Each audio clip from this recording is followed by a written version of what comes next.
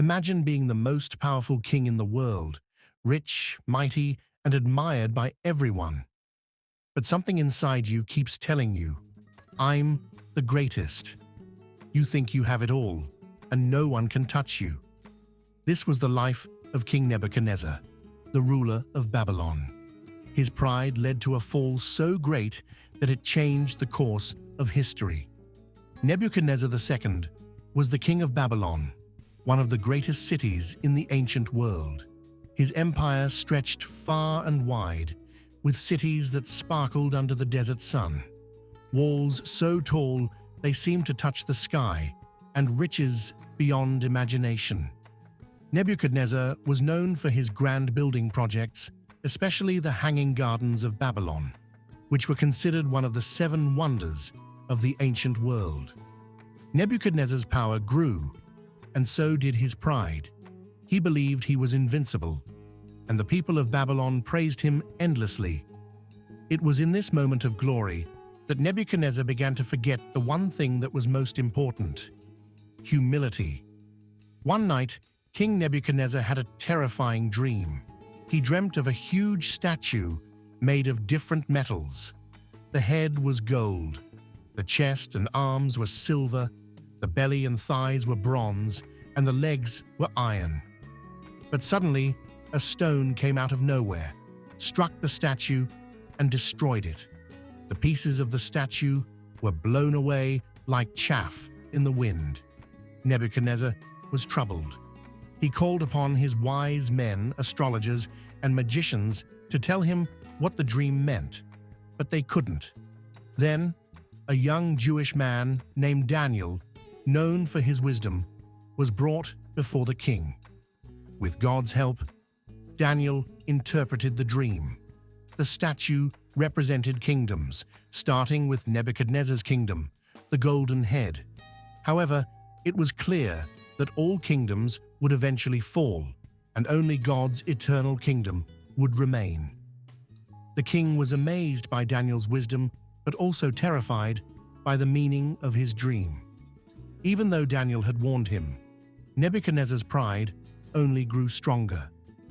As time passed, Nebuchadnezzar grew even more proud.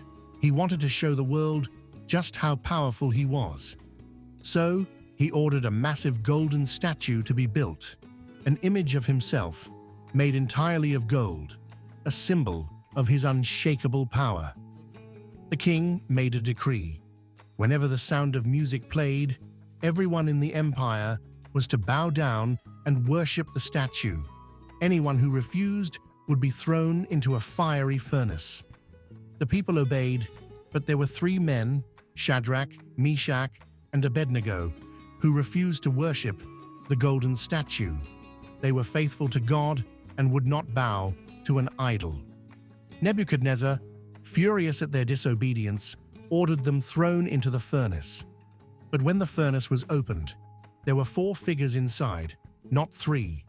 The 4th figure looked like an angel, protecting them.